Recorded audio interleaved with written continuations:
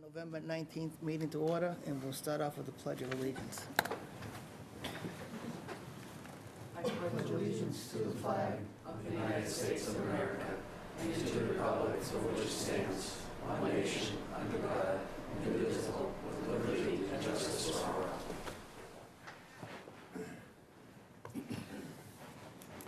First order of business, approval of minutes for September 24th. Did you get them? Yeah. Okay. Motion?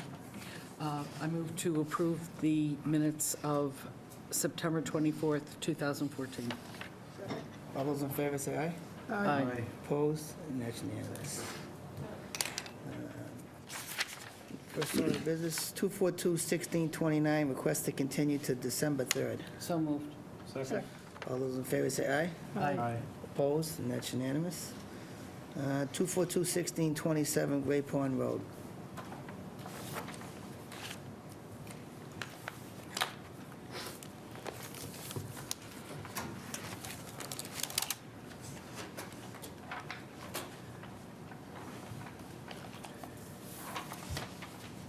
So since the last meeting was a continuation, right? And so they were finalizing things with Lisa. And I think at this point, Lisa is satisfied with the stormwater conditions. The planning board met last night and did a draft decision. He's going to finalize or approve the They decision. actually did. They closed the hearing and finalized their decision. Right, so I know during the Matt meeting. was still working on a little tweaks of the language That's today. right, yeah. But they basically put in, the town still exploring how to handle if DPW doesn't want to accept the maintenance of the stormwater management. This is kind of the outstanding issue with Lisa and for all of us. Then, you know, Tom kind of has a couple choices. There's the homeowners association, which he wasn't very fond of. But there's also the opportunity perhaps to develop a revolving fund with the town that could be donated into to deal with maintenance. So that's under discussion. Who's going to do the maintenance then? It would be DPW at that point. Would you like me to elaborate now? Well, I don't know tell me how much when. we want to Yeah. get into it. It's Okay. not a done deal, but basically, the way it's worded in the order would be that this all needs to be decided. You had originally said something about before construction, but I think the way I worded it was, you know, before certificate of compliance, not, Yeah, I think in the planning decision, it was before permitting, before building permits, yeah. Or before certificate of occupancy, actually, yeah. certificate of Yes, which is pretty consistent. Reason the DPW doesn't want to do it, it doesn't have the money? Yes, it's a Is that budget. their primary, the last time I Yeah. heard it, it was, they didn't want to do it because they didn't understand these systems and didn't want to, they didn't have the means to maintain them. the town doesn't own a vac truck for like cleaning out the storm scepters. I mean, there's certain things that they just don't do for routine maintenance, and this would perhaps give them the ability to contract with other communities or do something. That's right. There's a manpower issue too. I mean, it's a lot to do if you do them all. I think it's coming to that. I think we go partners with the vacuum truck with the town of Andover? They tried, yeah, that was a sort of trial thing. I don't know if that's still going on or how it's going. Okay, I thought they did though. But the only questions Tom, there was some discussion with some of the commissioners about walls instead of fences. And I did discuss that with Jen since that last meeting, and I think my comment to Sean's inquiry was if the board feels strongly about it, then we'll do the walls. We'll do the walls. There are a couple areas where I think a fence still makes sense on the other hand, and if Jen can have some leeway on that, specifically along Great Pond Road. I mean, we have that wetland channel. There's a stone wall right behind it. Oh, we talked about that. And then down where the flared end section outfall pipe is, there really needs to be at least, you know, a 10-foot section there that can be taken down for access if maintenance ever needs to be done on that spillway. So, I mean, other than that, we committed to the stone walls. Okay. And you, Jen, you have a pretty good idea what you, I had written it, I'll take out I forgot about the section with the outlet, but basically from B11 all the way up to the property line on lot, what's the upper? Lot number 5. Right, so along there, right, to the crossing, Yeah, and then, yep, and then skipping over the crossing and over the next lot there. Well, I don't think you need stone wall all there, that's not the 25. I was thinking more the lot across the street. over here. On the other, yeah, Yeah. right. Okay, yeah, that So- makes sense. That's the entire 25 area, yeah. And then, maybe a short wall at the crossing, On, right, On on either- that side, yeah. right. But otherwise, I think the limit of clearing on the big lot is quite a ways away from the 25. No questions. All set. Jack? No questions. I have one question. I don't think I've ever seen this. This is Lisa's recommendation for double wash stone for swales. That's kind of a little bit of overkill. I would say so, yeah. Yeah, we that, have to pick our battles, it's not. I mean, it's you know, it's an unfair expense. I mean, normally double wash stone is for septic systems. Well, I think the planning board probably went with it, so even if Did they? I can discuss it with Matt, and, Yeah, it was a sort of a final comment from Lisa, and I think we were worn out at that time. I think, so I just said, look, let's not debate or discuss this anymore. I just said, let's just commit, so, I mean, probably a BMP recommendation from somewhere along the line, but I can discuss it with her. If she feels it's important, then we'll keep it in, and if she feels it's sort of an extra, then, yeah, I mean, I don't mind there being some judgment by somebody. I'll take the risk that, that a judgment is made fairly on that either way. Yeah, like I said, if you can check it out. I mean, because I don't think I've ever seen double wash stone for swales. I don't know that we've specified it on any other. No. Yeah, it was a new one to me, too, but I didn't know if there was precedent for that, so. Okay. Unless they change the reg. Right, that's what I'm saying, it may be a BMP recommendation. Okay, Okay. okay. Motion? Move that we close 242-1627. There's waiver request you need to Oh, vote, I'm sorry. sorry. Okay. Waiver of the 25-foot no disturb and the 50-foot no build for the crossing, correct? I think Correct, those were the yeah. only two. Yeah.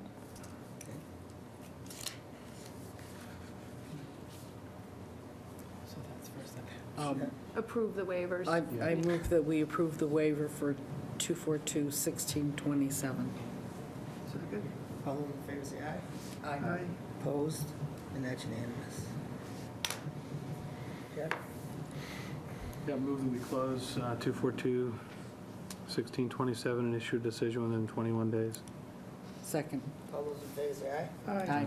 Opposed? And that's unanimous. Thank you. Thank you, folks.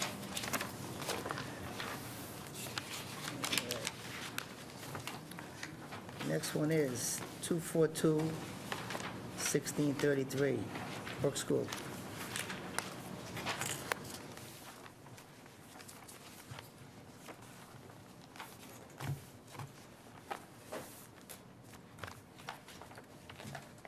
So you'll recall, I think Joe and Jack made it to the site visit on Saturday.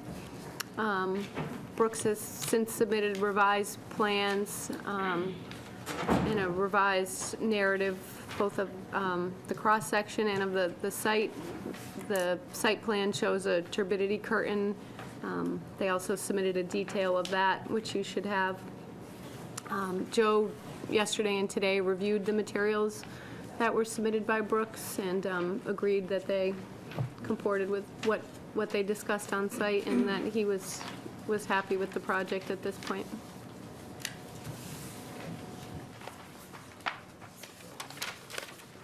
One second here.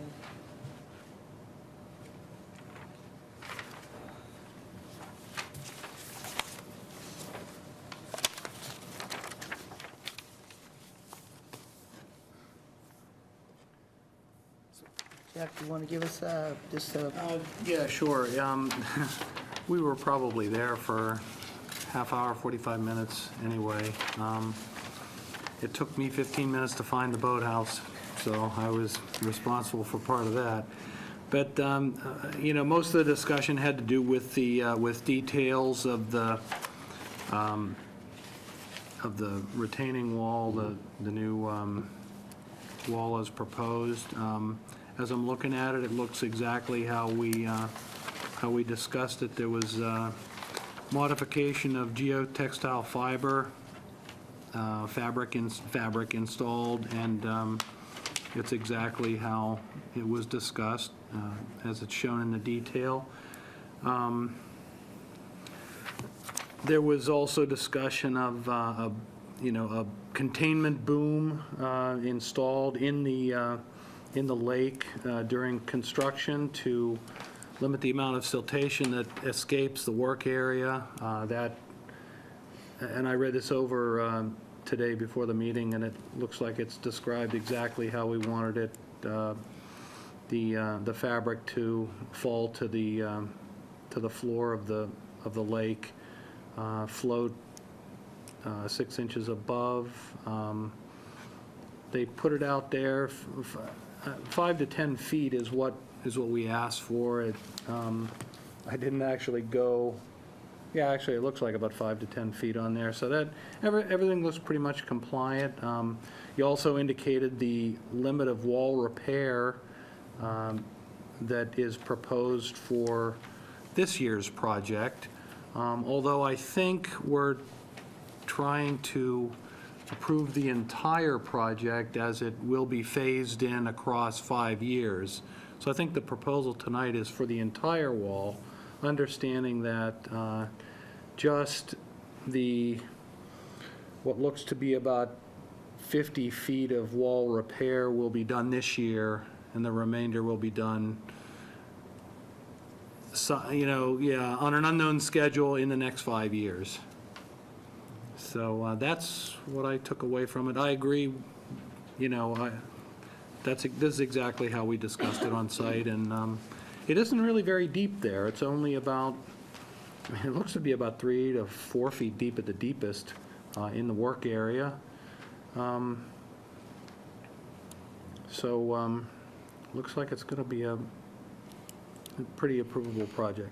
It's also contracted with aquatic control technology, so I think the town's used a few times down on Stevens Pond, so we're going to be using the same product we've used down there when you did a pesticide application in there. Or was that just this last summer, maybe? Something like that? A year ago. A year ago, maybe? So it's the same product that's there. It's an impermeable curtain that's going to be handed down there. So they'll be doing the installation and the removal. Doug, any questions? Yeah, I have one question. The end of the wall on the east side, is that, it's what's shown on the plan, is that the end of it? Yep. What's beyond that? It goes down to beachy mud. Yeah. Yep.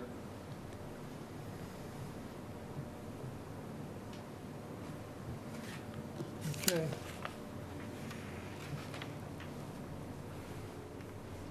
That's all the questions I have. I just have one. For some reason, when I saw the Chapter 91 license, did that have a length on it? Was it that long, 195 feet? Oh, there wasn't a length on it. Do you remember? I don't have the Chapter 91 in front of me right now, but I'm in I the don't wrong- believe there was, Hasn't I been think any it was mod- actually a pretty non-specific chapter. It was a general, the one I read was pretty general. I couldn't remember if there was a length on it. But that's the only question. Sometimes there's a plan that goes along with them, but There was a plan on it. I'm not sure, I can't recall how Was that specific was that it from was. 1995? 1998, I believe, was the The wall hasn't wall, and changed the wall since has not then. changed since then. Just my own curiosity, you're going with the blocks, right? Yep, Okay. I'm all set. Thank you. thank you. All set. Good. Okay. No more questions? Have a motion? Move that we approve, or we close. I think we're Yeah, ready to close, it's- though. yep. I move that we close 242-1633, 1160 Great Pond Road, Brooks School, and issue a decision within 21 days. Second. Just discussion, one more question. Now, you said it's phasing. How is that going to go? If we change the verbiage from before, they're going to notify us when they're going to go to phase 2 or phase 3, or? They should define the phases they're going to, whether it's going to be the entire rest of the wall, or in Incremental, portions, they should yeah. come back with another plan that we will, defines what they're working and then make sure that cross-section is applicable there, or whether it has to be It's modified. defined in their narrative that way. Okay, like I said, I didn't bring my paperwork tonight from last week. Okay, I'm all set. We have a motion and a second. All those in favor say aye. Aye. Opposed? That's unanimous. Thanks a lot. Thank you.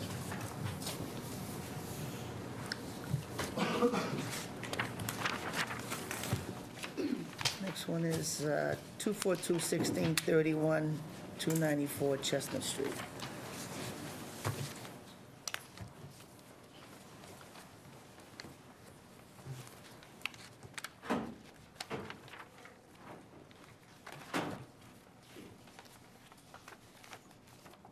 So at the last meeting, I think we spent a lot of time discussing what the buffer zone would look like, since a lot of the plantings had been removed from the site, and basically the banks of the stream were somewhat exposed.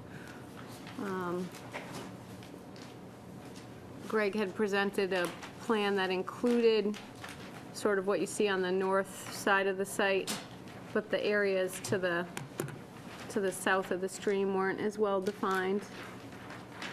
And I have the wrong plan up for that, too. 'Cause this is the one that kind of confused me, because it doesn't show the planting along the brook.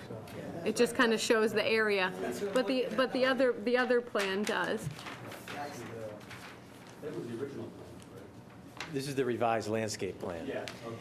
So this is landscaping versus native buffer zone plantings. Right. Greg submitted them as two different plans. Right. The difference is, we added two planting Is it this areas. one? But rather than draft them on the landscape architect's plan, we put them on our plan with our own species list. Would have been nice to have them all on one plan, but, so since the last hearing, we did some investigation, and using more photographs, street view from Bing and Google, we were able to determine that there were a lot more areas out here that were vegetated prior to the landscape project starting. So we were able to piece together where those areas were. We took some measurements, and those are really where we concentrated most of the additional plantings to put back what was removed. And when I say removed, they were landscape beds that were just overgrown. So they weren't wooded, naturalized areas that hadn't had any maintenance over the years. But our intent is to put those areas back, put in markers, plant them with native species, and have them serve as variable width, perpetual, no disturb zones. So let me back up a minute. The biggest hurdle we had was trying to determine what was there before, because when we got involved, the project was started, and that's what prompted the enforcement order. So we sent our survey crew out, and you could see where the lawn was and where the edge of woods was, and we flagged the wetlands, and we show on this plan where the old patio was. You can see it ghosted under here in this dark color. And our goal was to be able to show the commission that the square footage of impervious surface wasn't increasing, and that the patio and hardscapes weren't getting any closer to the resource area than were there previously. So there's a lot going on here, but at the end of the day,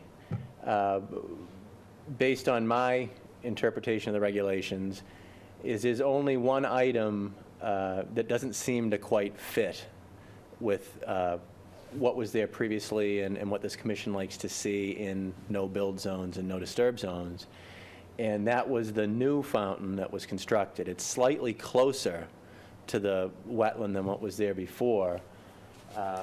Some of the photographs I submitted show the old patio, show where the old fountain was.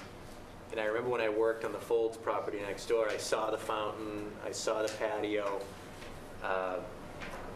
And it's a little deceiving on this plan. It looks like it's a retaining wall here behind the fountain, but it's really just stacked stones that are going to be fully vegetated. The vegetation's going to hang over them. we're calling it a fountain, but it's more or less a water feature. It's going to have standing water in there. It's going to be attractive to birds and other wildlife. So I don't see it as being a detriment to the area. If anything, I think it's better than what was there. It was maintained lawn before. So now we're going to have an area that has standing water most times during the year, and it's going to be vegetated with native species all around it. So that, there was a fire pit here before that was a big square. You can see it's being reshaped to a circle. The surface is still going to be permeable.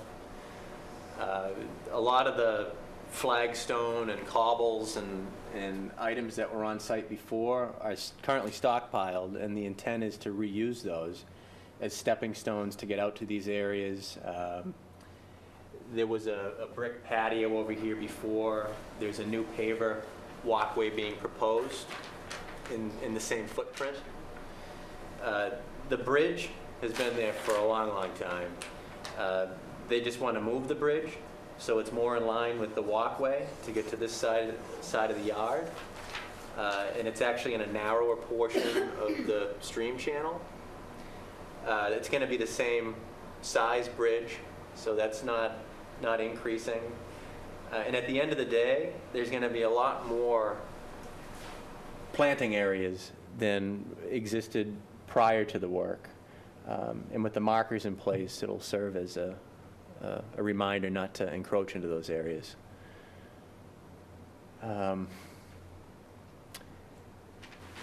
But I think that was what the hardest part was at the last hearing. We were still not quite sure what it looked like before, but we're very confident that what we show here now is it's going to be better than what was there before.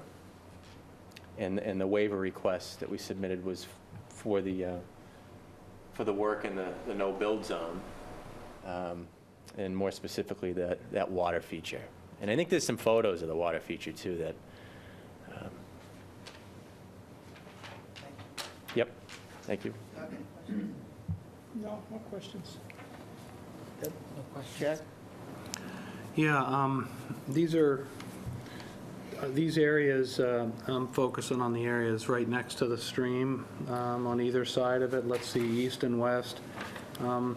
They look exactly what we asked for last time, and I remember doing this. Are those native species that are going to be planted there? So the ones I show on my plan here, the ones that we added, everyone that we selected up here is native. There are still a few on the overall landscape plan that was also submitted that are going to have to be substituted. But my thought, and it's completely up to the commission, was to be able to show Jennifer a revised landscape plan and a species in the same location. I'd say 90% of these are okay, but there are a few on here that are going to have to be changed. But density-wise, intent-wise, what's shown as a ground cover, if it's not native, we'd propose a native ground cover. Mm-hmm. But one of the biggest problems, too, I should mention, is most of these landscaped areas were overrun with Pachysandra. And that's going to try to keep popping up, even though you can't see it now. So we are proposing to put down some weed matting in these areas before they're planted, just to try to stop that from happening. And they probably are going to require some maintenance until that stops trying to pop up through the weed barrier. So yeah, some of these species will have to be modified. Okay. Could we, Jen, what's your opinion on the species and the locations? Yeah, I had pointed out a couple. I think, daylily probably being the most concerning. If you want, Right. daylily can act like Pachysandra occasionally, Yep. spread. That was probably the worst. I mean, phlox isn't native either, I don't think, not the ground variety. Right, not the one spec'd here. Right, and I think maybe the hosta was the only other one. So the idea with the hosta was, a lot of it was dug up and it's currently stockpiled. And they wanted to put replanting that of back. hosta. Yeah, I mean, hosta's not, that doesn't take off and take over, so that one's You made it. probably fine. Okay, well, I'm thinking we should maybe condition, We can final condition that. approval Yeah. by you, maybe all native species within the 25-foot no disturb zone. Yep. I'm good. Just a quick question, Jen. Is Pachysandra considered a weed? No, it's an ornamental landscape planting, but Right. it runs, it's not native and it runs wild. Okay. I think it travels with rhizomes like a lot of the invasives. Right. I don't think it's made the invasive species list, probably because it doesn't outcompete everything else. You can, Right. other stuff comes up in between it, Yeah. usually much to the dismay of the people who planted it. Oh, yeah, bittersweet that was in between it. Yeah. And this is Keith and Lynn, too. They're the homeowners. Lynn just landed, so she made it here. All right. Just one question, Greg. Yeah. On the other side of the stream, Yep. you know, you have the restoration plan. I thought we had discussed about running the restoration plan along the brook, and you stopped. I didn't know why. Right, so originally, we had thought that the vegetation continued all along that side, but it's very clear from the photos that that was lawn in that section. So we're proposing to keep that area as lawn. There is a thin strip of vegetation on the other side of the straw wattles that isn't proposed to be removed, but we'd like to keep this spot open. I think overall, even with that, there's still a lot more plantings than were there before. Right. Well, you did what we asked for as far as where the driveway is in the walk. You know, nothing. And even outside the buffer zone, this is all going to be replanted too. Well, this is outside the buffer, but all along the road here too, these are all species that are proposed. Okay. And there's flockheads on the opposite side of the stream. There's nothing on the other side? We have some, I show, let's see, 1, 2, and then a few over here. Okay. But because the lines are so sinuous, even those may be something that we place during the pre-construction meeting, or just have maybe some wiggle room to move them where it makes more sense. I just didn't see them. And I do think the commission asked for a buffer zone all along, of some width along the stream, just because regardless of what you come in with as a proposed project, it doesn't matter what was there before. If you didn't have a buffer, it's pretty much the commission's standard that you'll leave with one. It doesn't need to be, all 25 feet. I think the commission's been pretty good about that, but, even if it's more of the same in a lesser width. I thought it was, I actually think it was Jack that suggested like a 10-foot strip, didn't you? I thought you did. Those were the notes that I got, Right. 10 feet. So, I mean, to me, it's in the 25 and it's up against the stream. I mean, you're going that far. I just thought maybe we'd continue that buffer. That's, and it's not a lot there to do, but. So the area they're Certainly talking about is this section here? We feel more favorable for the buffer zone. Yeah. There isn't anything else over to the other side of the yard where or rake leaves or any of that stuff, if there's an entire buffer along both sides of the stream. That leaves us a small bridge, and that's it. Right. It'd be a wall of vegetation and just a small little bridge. Well, it doesn't have to be, trees and shrubs. It can certainly be herbaceous, it can be wildflowers, it can die back every year. I mean, it's not, the purpose of a buffer zone is to protect the quality of the water of the stream, and to prevent it's bank stabilization, it's all sorts of things. I mean, I can't think of a wetland around that doesn't have at least some sort of buffer. I mean, we recognize that the house wasn't built with the buffer zone in mind, obviously. Yeah, I think originally this wetland was probably designed as more of a drainage channel. I believe the house was built before the drainage ditch was put in, yeah. And it runs maybe 35 days during the year. The rest is dry.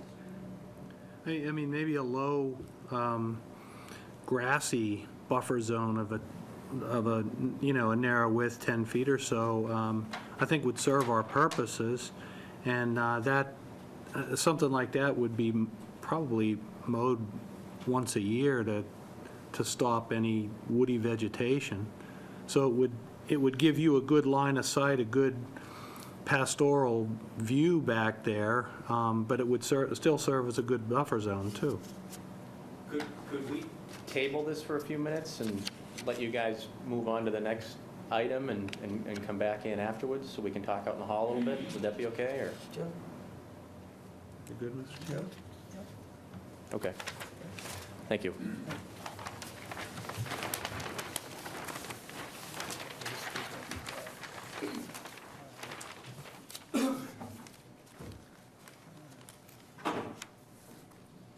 The World Crest ones, Jim, we should do separately, correct? Because they're two different projects, pretty much? Even though they say 50 World Crest Drive, but...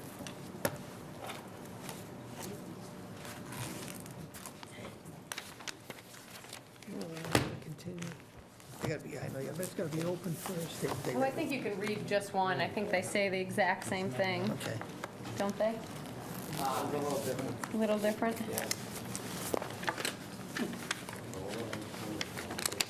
So we probably should, we can open this first one and then continue it. Were there two separate Two separate. news clippings in the paper? Yes. So we should do them separately then.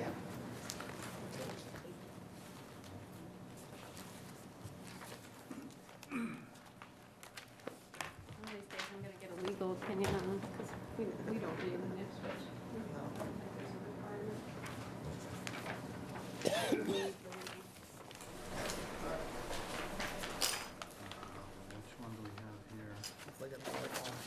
That's the one we want to continue. Which one, what map do you have? Map 25, 25. 35, and 66? I have map 25, 35, and 66, yep. Are these the same? They say the same. What says it on the recommendations? I didn't look Okay, at it. I'll read it. Pursuant to the authority of the Wetlands Protection Act, Massachusetts General Laws, Chapter 131, Section 40, as amended, and the North Andover Wetlands Protection Bylaw, the North Andover Conservation Commission will hold a public hearing on Wednesday, November 19th, 2014, at 7 p.m. in the Town Hall Meeting Room, second floor, located at 120 Main Street, North Andover, Mass. 01845, for the filing of a notice of intent by Amco North Andover LLC to alter land at 50 Royal Crest Drive, map 25, parcel 35 and 66, for the purpose of repair and upgrade existing drainage systems within the buffer zone to bordering vegetated wetland. Plans are available at the Conservation Office, 1600 Osgood Street, Suite 2035, by Louis Napoli, Chairman, NACC. Thank you, Deb. That's not the one. That's not the one, so that's But the pond. the one they want to continue. No, it didn't sound like it. The pond drainage and redesign. Yeah, but that isn't what you wrote. Oh, which, I thought what you read. Which one did you read first? We gotta Sound hear, like you read this one first. we gotta hear them both anyway. I actually would rather do the NOI offsite inlet because I'm actually looking to potentially request a continuance for the pond drainage, if possible this evening. Yeah, that's fine. There's gonna be, the second one's gonna be continued anyways. Right, but he's saying you can already get rid of vote on the first one to request for continue. On the pond one, Correct. okay. Motion to continue. They don't We have haven't to. opened Don't have that enough- one oh, yet. We haven't just, read we it. just opened them, they say the same thing, they're both drainage, they're both the same, Exact same wordage, almost. verbiage on both ads. Like a waste of money. to print Well, one two says ads to say the same bioretention thing. and one says drainage, so Deb just read both. All right, so we'll pretty much request and continue for the pond drainage redesign. And we have a couple of people out there. I don't know if anybody wants to. Yeah, I know they were butters. Yeah. Huh? Yeah, Okay, grant a continuance, recommend granting a continuance for 242, don't know the number, 50 Royal Crest Drive, Pond drainage. pond drainage. Second. all those in favor say aye. Aye. Aye. Opposed, and that's unanimous. Okay. Now this and that. You're abutters for Crest, correct? Okay. So you know that the drainage is the pond where the gazebo is? The- With the fountain. With They're the fountain? continuing that one. They're gonna for continue more that one, so discussion that's why I didn't internally. ask you if you wanted to come up, because there's, okay. All right.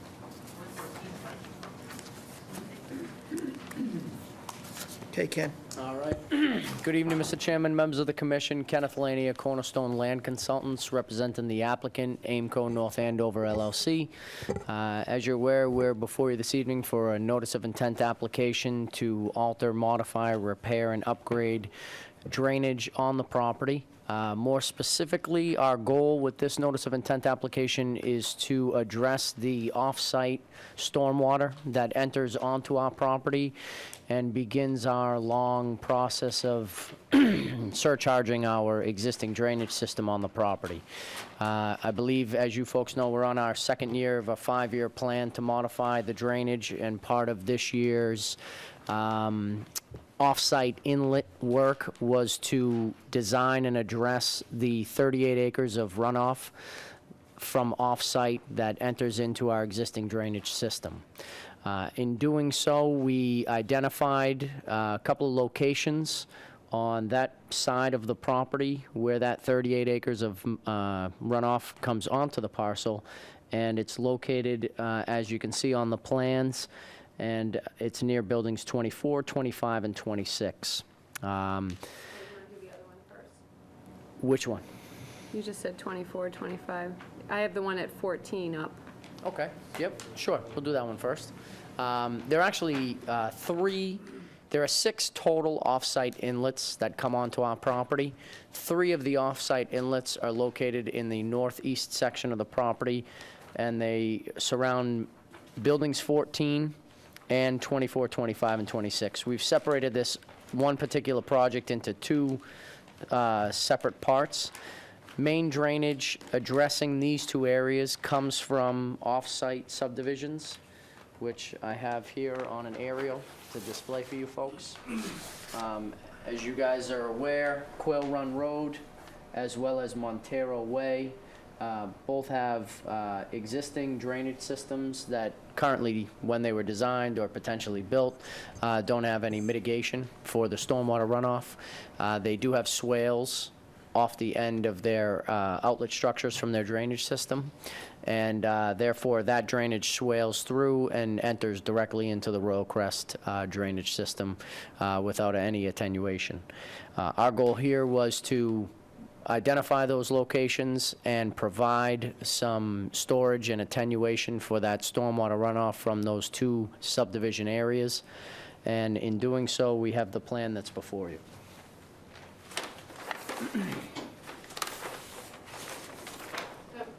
Just to be clear, because this is a big point in this, in Yes. Ken's plan, is that the water comes, the stormwater structures on Royal Crest basically drain the wetlands. The water flows toward their stormwater structures and enters their drainage system. So they weren't, it's not what usually is the case is the stormwater goes in and comes out into the wetlands. Here, the water goes into the stormwater structures to drain out and cause problems throughout the site. So it's Significant problems, very, which very different situation. I think you guys are all aware of. So our goal here was to collect that stormwater runoff, give it some volume storage on our site before it enters into our drainage system, to try and continue to slow stormwater down in our existing closed drainage system, to give us less amount of flow leaving the site, to again then allow us to tie in those roof drains that we've been working on, so feverishly over the last couple of years. The system itself by Building 14, as you can see up here, Building 14, this is actually the beginning of a portion of the flow of drainage that enters into the G-Train drainage system, which you guys know we upgraded last year and provided a large stone drainage channel with a bioretention cell.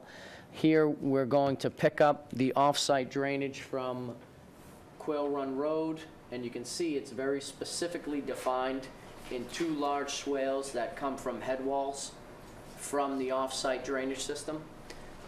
Those are located at the end of the backyards of the 2 parcels at the end of Quail Run Road. It enters into our existing site through that system and then goes into a head wall with a 12-inch diameter pipe into the existing catch basin number 4443. Our goal here is to create a sediment pond that collects that runoff from Quail Run Road, attenuates the 2 and the 10-year storm for water quality volume, and then sends it off into a bioretention cell to promote infiltration.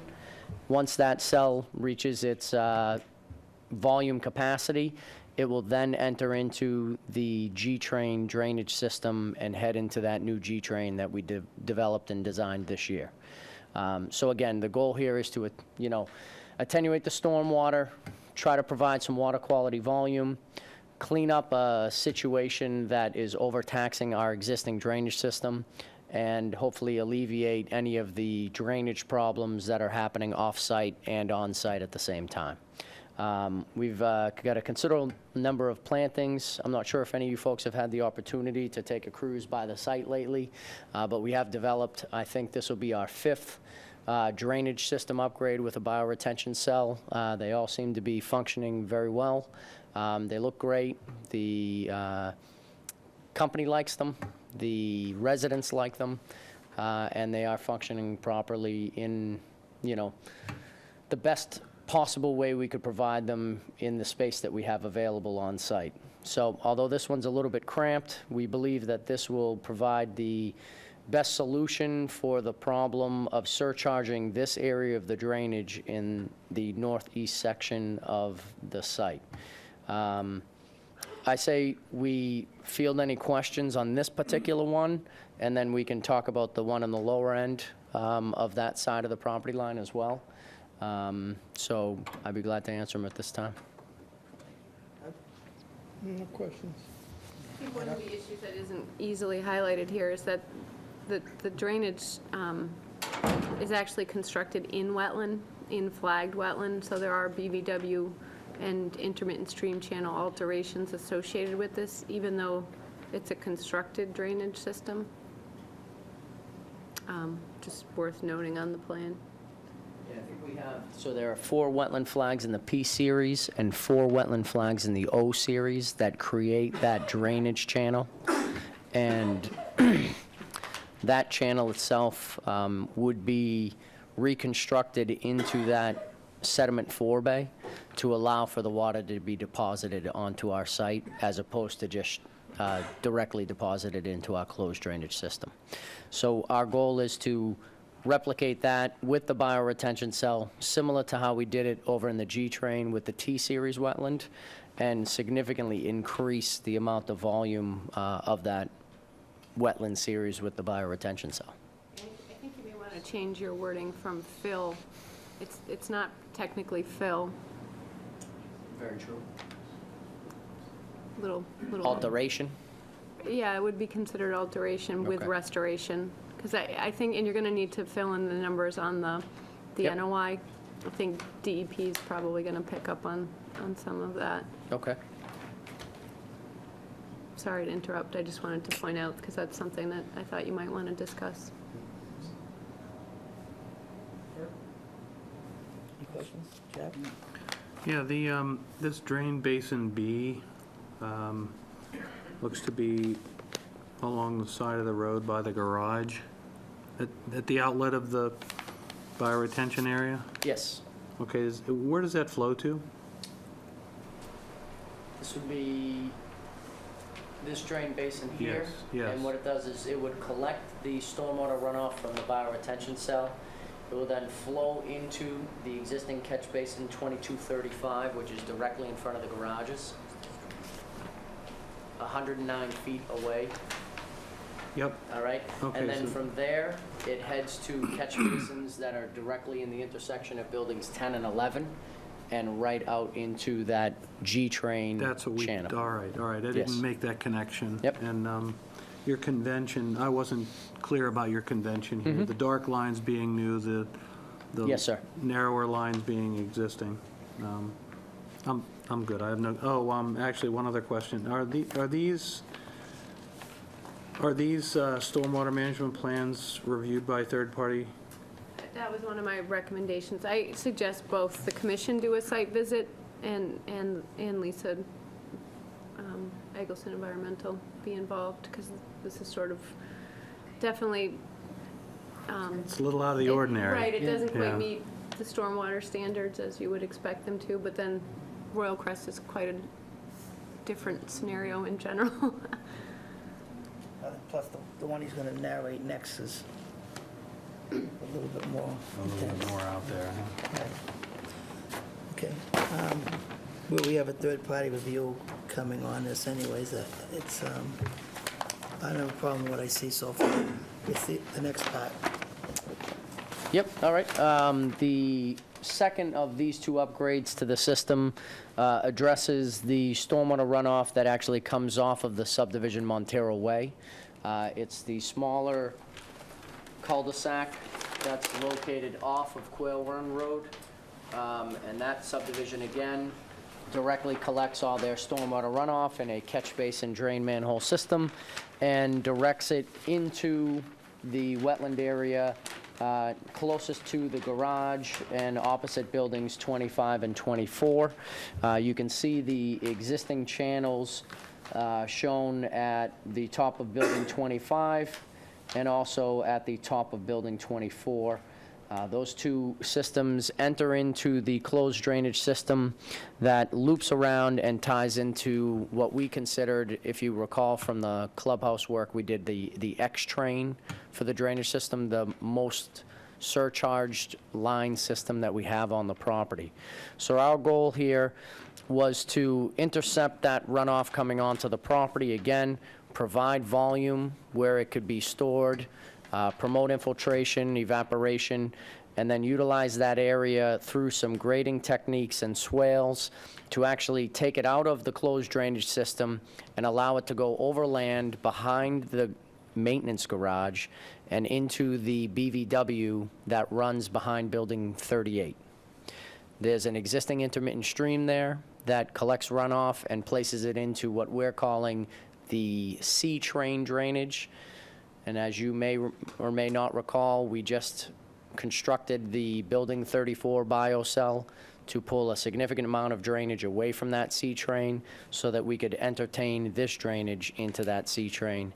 And this would be something that obviously I'll have to go over with Lisa so she can see our positive and negative effects of the design and construction of these systems so that we have a net benefit of flow going into the drainage system without surcharging, which is ultimately our goal. This one here is a little bit more complicated, as in order to obtain volume for a 2 and 10-year storm for the water quality, we would have to develop a sediment basin that would pretty much be right to the edge of the BVW with grading to allow the interception of that runoff and then the redirection of that runoff into, I believe it is the M-series wetland behind Building 38. No actual physical wetland alteration with this particular runoff collection system, but it, as I stated, it will be directly at the BVW line for grading, as well as removing the system from tying it into the current closed drainage system. Have made a couple of site walks with Jen. There are some pretty mature trees and vegetation out there. It was our hope that possibly we would be able to identify some trees that would be able to be saved. But again, in order to reach the stormwater quality volume calcs, the depth of the sediment forebay in that area would have to be about 4 feet, or pretty much even with the BVW elevation, and therefore would require us to take down pretty much all of the trees in that area. There still is a decent distance, possibly I would think, 50 or 60 feet between the edge of the BVW and the backyards of the 2 potential houses there that touch this area off of Montero Way. Right now, you go out there for the site walk, it's pretty visible. You can see right through, but I would assume that in the spring and summer, it would dense right up. And our goal, without providing them on this plan, is when we did do the walk with Lisa and Jen would be to come up with a plantings plan that would be amenable to the commission and Lisa, so that we could continue to buffer that area. Doug, any questions? No questions. Deb? Could you point out again where the water enters from Montero Way? into the- Absolutely. Yeah. Yep. So Montero Way, I don't know if you can see it here, it's just on the edge. Line. Yep, just on the edge. There's a catch basin here. The catch basin connects to a drain system, and you can see this double-edged line that runs right through. These are the swales that were created to gain access, and right at the end of the double-edged line, you can see it says invert number 1923. So there's an existing 12-inch invert with a rock head wall right there that collects the drainage runoff in that particular spot. Also, beyond that, there are other actual drainage outlets on Montero Way that bring the water down beside Montero Way and enter into the second drainage channel. And you can see that one right there, and that one is invert 6044, also a 12-inch pipe that takes in water at that particular location. So our goal, again, is to intercept these existing inlets, redirect them so that instead of connecting into the closed drainage system at those two particular points, it would then snake its way around the maintenance building and naturally enter into the intermittent stream for the C train. Okay. So, okay, I understand that, thank you. It sounds like, and tell me if I'm wrong, it sounds like what the plan is to take down a tree, well, have a treat area, convert a treat area to a cut area with basically detention basins all the way down, okay? Very true. And it's not a huge area. We're talking about, 160 feet by 50 feet wide. So it's not an overly large area. I mean, it definitely, over on that side, if you visually look at it, it appears like you're taking, a good portion of the trees out in that area, but there is still a buffer beyond it. So we have to kind of weigh what's better, the attenuation of the drainage from off-site so that we can control our drainage within our own pipe system. And I think that we could possibly put together a plantings plan on a berm off the backside of that new detention or, sediment pond that we're putting in there. Again, we're trying to do the best we can with the little space we have to clean up that system. Yeah, I can tell you're trying to do the best you can, and you have the space there to manage this water that's kind of unmanaged now, and I think you guys are doing a great job, actually. Thank you. I just wonder, we have the stormwater management review to take a look at this, but if, as you take down a lot of trees, you will change the temperature of that water, and the natural impacts of that, I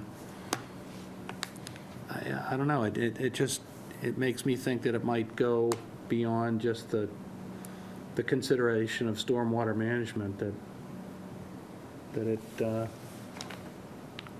is there a way to assess the natural impact of that, and how can we mitigate that, minimize that? Yeah, I understand what you're saying. We're thinking along, wildlife habitat and what's occurring out in this situation. Well, and vegetation, too. I Yep. think different vegetation is going to take over where the temperature of the water is changing, the sunlight patterns are changing. So if we go with this plan, how do we minimize, that impact? And is there another alternative to this? I don't know. Maybe that's more the stormwater management piece of it, that they know what other alternatives there are. I think this looks like a fine way to do it, don't get me wrong. I just think, I understand. I just want to, do what we can to preserve what we have back there, which we did a site walk on Montero Way about 6 months ago, and it's beautiful back there. It's worth preserving, so. Those are my comments. I don't really know where it's headed, but certainly stormwater management review will help us shed some light on it, and maybe a suggestion of a close consideration of the planting plan for this alternative to, preserve the biodiversity of what's there. That's all I have. And just like to reinforce what Jack says, I know Sean's he's not a waiver guy, but a lot of times if we're asked for waivers, we usually look for proposed alternatives. I know you guys are working on a postage stamp, but if there's any, but maybe Lisa with a review might be able to do something, but at least if we have something to lay our hat on, Absolutely. that would be helpful with this too, because like I said, I know it's a difficult site. So just seeing what I can determine if there are any particular alternatives, just Right. take a look at that. Right, and like I Okay. say, in retrospect, you're getting drainage from off-site, which is, kind of tough for you. You're handling off-site water, which isn't fair, but there isn't much you can to do about it. But, you've done a great job so far, so I have no complaints. But we have an abutter here that would like to ask some questions. Could you please? Hey, how are you? come up here? All right. I'm still not getting your letters, by the way. Okay. And I got a brand new list. It's not in there. Brand new. Can you come up to the, You come up to the- Oh, sure, Okay. I'm happy to.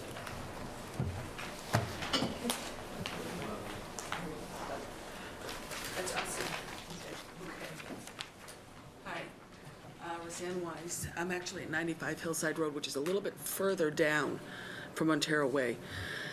The main question I have regarding the wetlands, I understand what you're trying to do with the catch basins and clean up the water and everything, but you did say reroute the water.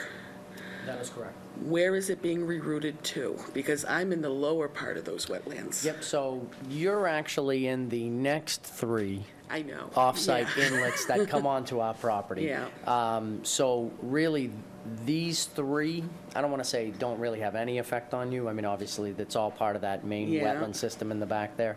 But these ones, when I say redirect for this particular design, Yeah. what we're doing is we're taking the water that's much farther north by Montero Yeah. and bringing it around into the wetland system that's right behind the maintenance building. I'm not sure I if know you're where- familiar, you know I- where the maintenance building is, right? And Yeah, I you're lived at probably Royal another, Crest. yeah, you know what I'm Yeah. talking. So you're probably, so you know that small swale that runs behind Building 38, between the maintenance facility and Building Right. 38? It's a very defined It's very channel. defined, yeah. Yep, that's where we're putting the runoff. Okay. So we're redirecting it into that channel, which already flows very well.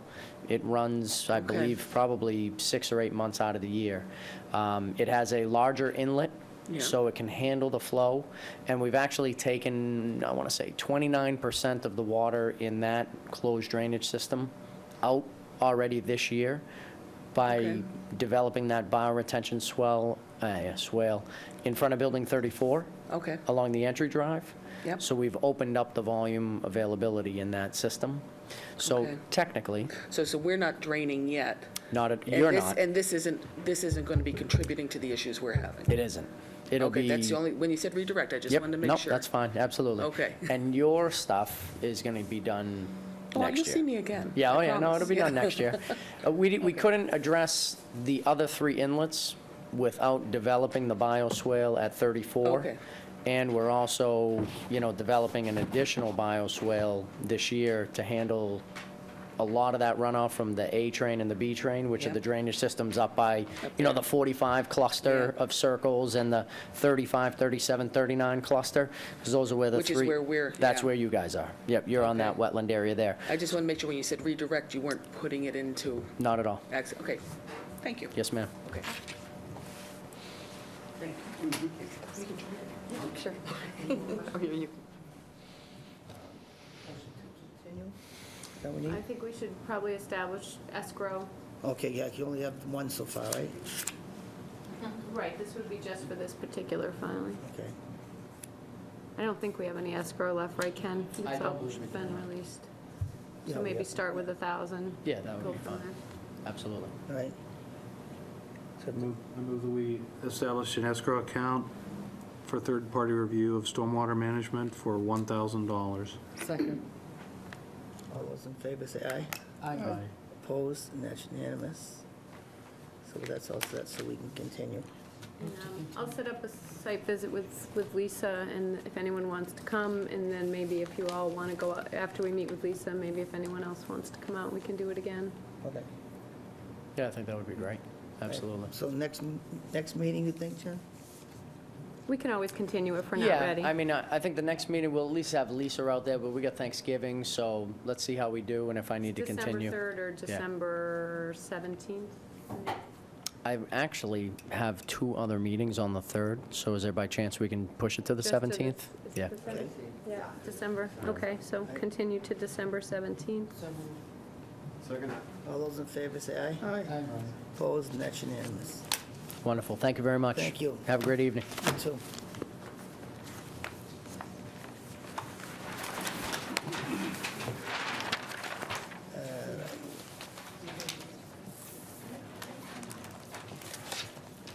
Next one is, Go back to, oh, I'm sorry, yeah, okay.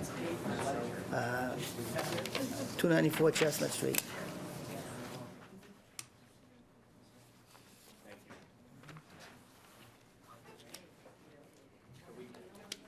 We had a chance to talk it over, and if it's okay with the commission, we'd like to propose a 5-foot strip. And I can tell you why. Currently, there's a large maple here, and then there's 4 other large maples right behind it. So there's a good deal of canopy there now, but to give a buffer from the wetland edge out, they're more than willing to do that. And we could put in asters, some ferns, and blue flag iris, some low-growing herbaceous, if that's acceptable to the commission. We had something along that stream edge, I don't know. You have any questions? No question. Okay. I'll send How many trees, Greg? So right now, there's currently 5 mature maples. And can you point about where they are? Yeah, so there's one about right here. And Lynn actually has a photo of them on her phone. And then there's 4 more, approximately up in this area. Back there, okay. oh, so this is right, okay, yeah. Yeah, they show real well in the photo. But underneath the trees, it is maintained lawn. There's the stream. 1, 2, Yeah. yeah, they are Okay. back there. So this is the stream right here, and there's the maples back there. Okay. Stream up. And we could also put a couple markers over there. Yeah, that would be, especially with it's narrow strip, the markers would be good there. Right. Okay. Is the commission comfortable with what they were proposing? Yeah, they're not on the plan, it's strange, because there's a lot of trees on the plan, but not those trees. Right, yeah, it looked, the landscape plan doesn't show much on the other side. Yeah. It might Landscape be, plan didn't include anything on the other side. Right. oh, okay. There's Yeah. a lot of other trees on the backside. And even our survey crew didn't do too much topo over there. On the other side, gotcha. Yeah. Okay. You've seen the planting plans? Yeah, I had called out in your notes just that the landscape plan had kind of thrown me to begin with, and there are a few non-natives in there, which Greg said they'll substitute, and especially in the 25. And then it sounds like the proposal for the new area would be all native. I'm assuming you'll do a resubmit of the final, and then we can write the order based on that. Waivers first. Waiver first. Yeah, when you wait, yeah. Move that we approve the waiver for redevelopment of impervious surfaces within the no disturb zone on 242-1631. Second. All those in favor say aye. Aye. Opposed, and that's unanimous. And I move that we close 242-1631, 294 Chestnut Street, and issue a decision within 21 days. Second. All those in favor say aye. Aye. Opposed, and that's unanimous. Thank you. Thank you. Thank you. Have a good Thanksgiving. Same to you.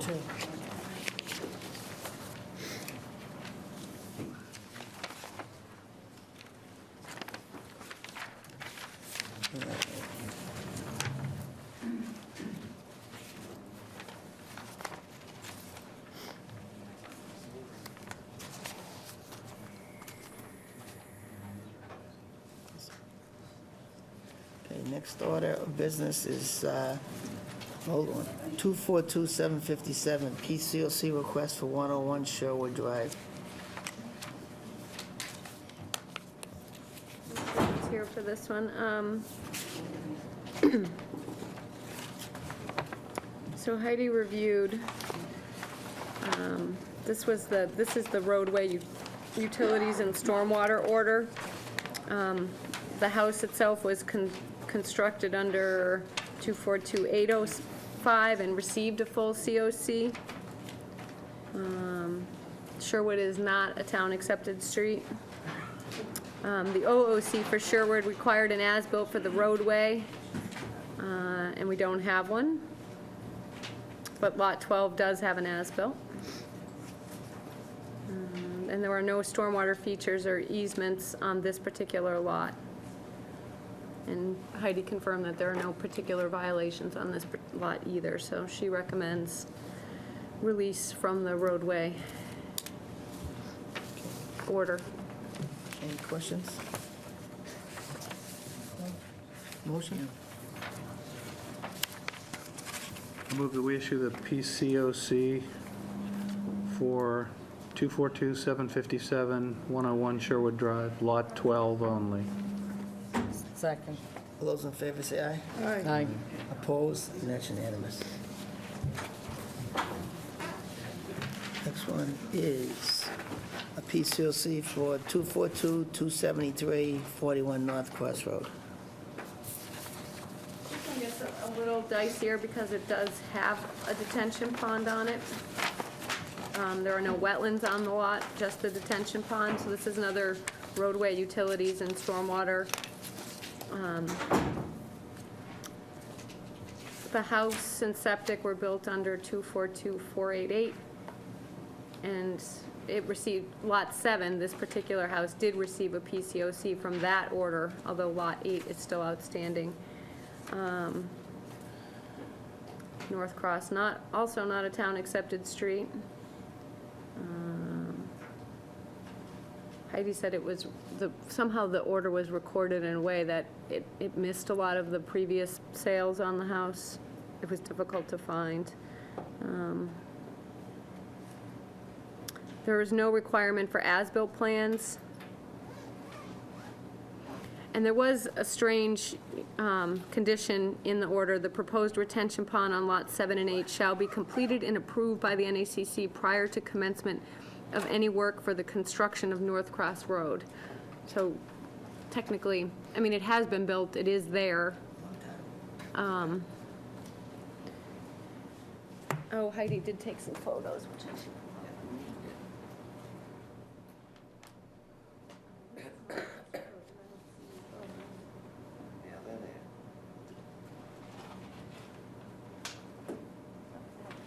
Unless that's the other one for North Cross. Francis Estates. Is this North Cross?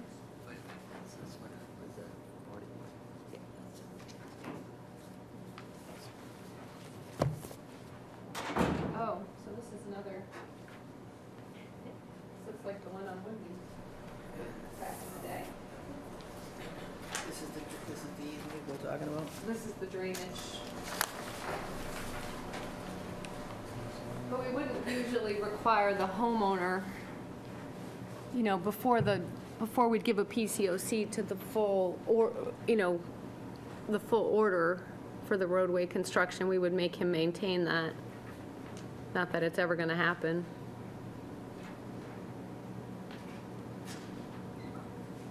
So what's the drainage area? That's it in the photo, Is it, with all the trees in it. is it that road that looks like a road that comes off of North Cross? Right. Yeah, yeah. Doesn't look like it gets a lot of water.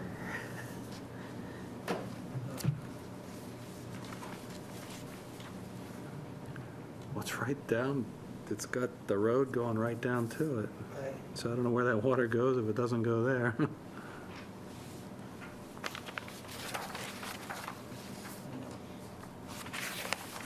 This is one of those white elephants that you can't get rid of.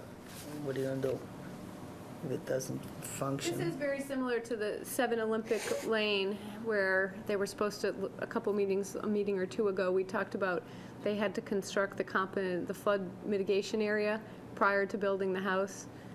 It appeared to be there, but there's no proof because these orders don't require, if the developer walks away, there's nobody doing the overall COC.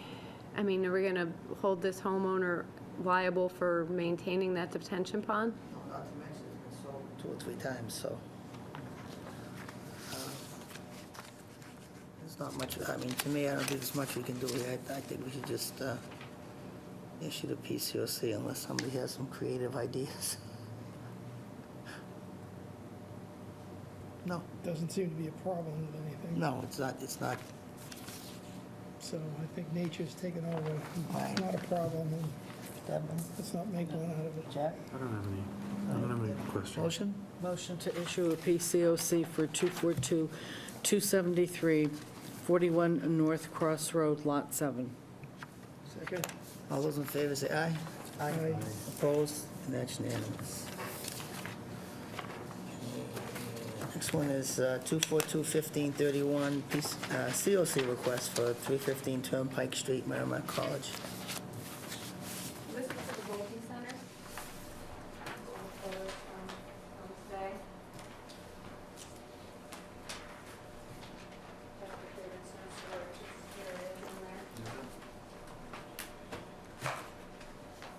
They contain it well enough?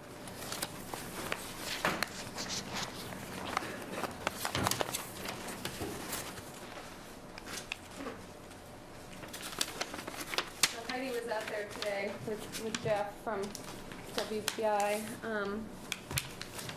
I think there's some things that still need to be done, but I think what they found was it's largely in compliance with the order. Correct.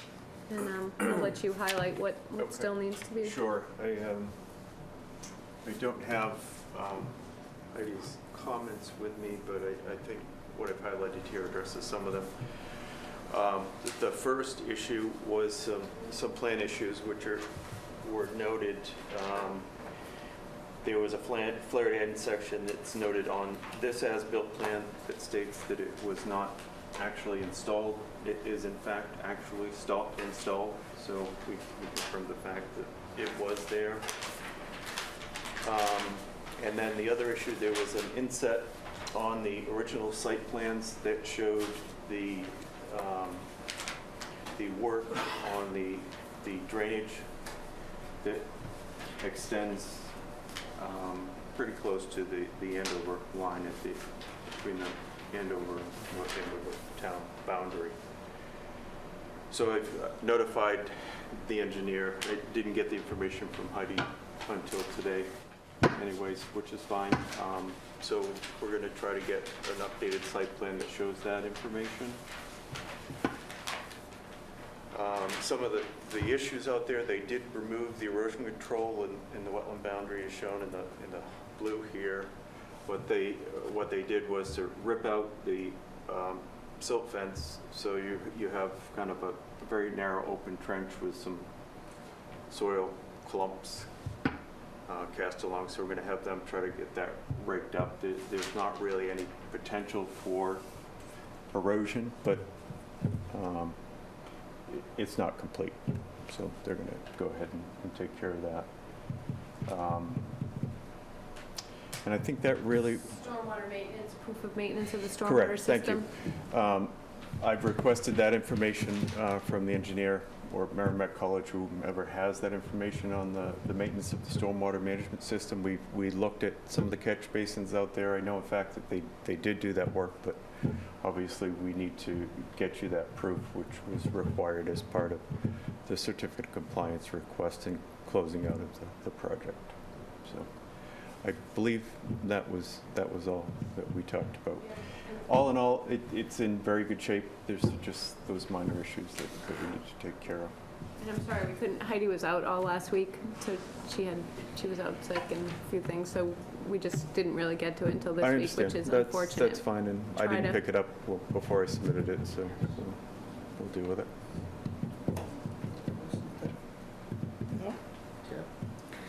Jen, so there seemed to be a list of deficiencies, so we really couldn't issue a We can't COC. close it out, right? So they're minor, and I mean, I think Jeff can wrap them up in 2 weeks and. Yeah, I just wanted to come tonight to address the fact that I have notified them after the site walk with Heidi this afternoon, and so they're working to get me that information, so I'd like to continue it to the next meeting. I think I'll have Great, all that thank you. information for you. Do you have any questions, Jack, before we make a motion? Just curious, what do you plan to do about the ice spoils? Because that was one of my points on this. The ice spoils are in the location where I think that they were supposed to be. Yeah, yeah. They are stockpiled on the pavement. Unfortunately, how do I say this gracefully? It drains onto the parking area. It doesn't drain into a catch basin. It doesn't drain anywhere. So I think ultimately it's going to be a safety issue, especially this time of year when you get freeze-thaw. It's going to be icing up the parking lot. So I'm not sure what they plan to do about that. But I think if they're going to try to put in some sort of catch basin, if they can prove that the ice melt is in fact clean, they'd have to come back to you for that. But I think right now it's a safety issue, really. It's obviously an issue. Would we rather have them come in as a separate project or a modification of this one? Well, they have a quick solution, but I'm guessing they want to wrap this up. There's a bond probably with a contractor and all that kind of thing. That is the issue with them right now. It's trying to get the bond back. So I don't think it's going to be, there's no quick fix, I guess, is what I'm trying to get at. So. I got it. Just as long as there's no salt. Well, yeah, I mean, that ice it's, as long as it's contained, that's what we asked them to do.